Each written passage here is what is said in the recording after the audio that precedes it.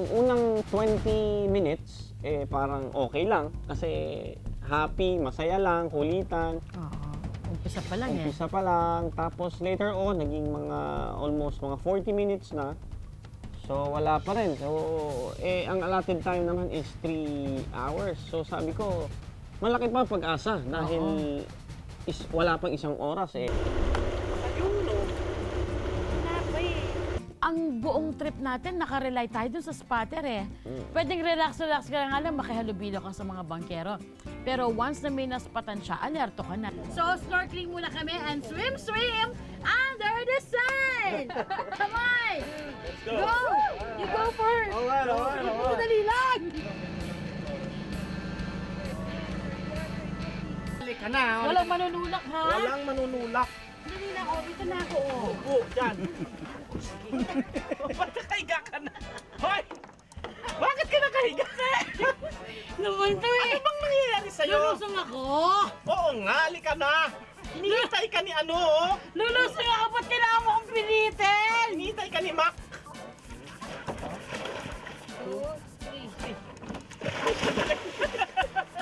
Sandali.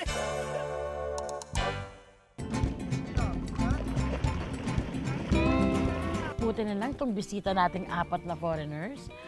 Game! Isa na actually mismo yung nag-initiate na mag-swim sila.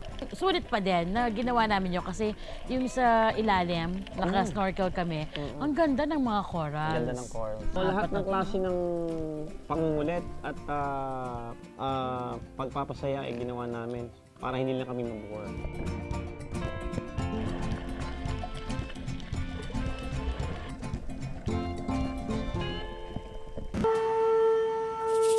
Sumisid, sumayaw, at higit sa lahat, na nosebleed na kami ni Pekto sa aming mga foreigner na guest. Batuhin, wala pa rin nagpapakita na butanding. Mukhang tinakwil na ata ako ng aking angkan. Butanding! Nasa kayo!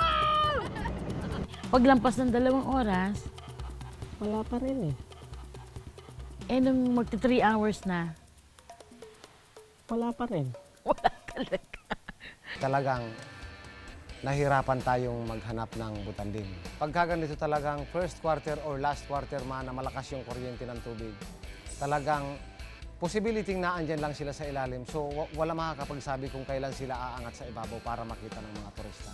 At saka wala yung pagkain nila, at saka yung water temperature na minsan sa sobrang lamig ng tubig, yung butanding possibility hindi sila umangat sa ibabaw. Hindi man nagpakita sa amin ang butanding, nakita ko naman ang taong nagpatibok ng aking puso, si Cal. Butanding, lansan kayo. Andito ako, ano ka ba? Ikaw naman, no? You're like a shark. Yes, man. Are you a shark? I'm a shark.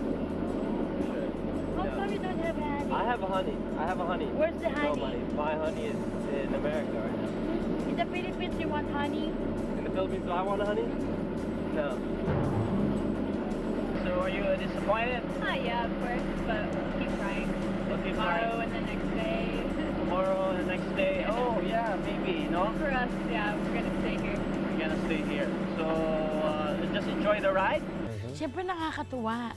Yung kahit na papaano, oo, in-entertain mo na nga sila.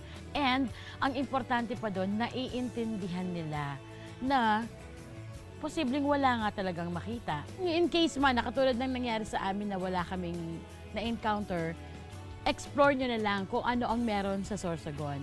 Anyways, hindi naman kayo mabibigo dahil ang dami-daming ino-offer ng lugar na to. May tama kami. Hindi man sa atin nagpakita ang mga butanding, napasaya naman natin ang mga bisitang turista at ipinamalas ang world-class hospitality nating mga Pinoy. Talagang it's more fun in the Philippines.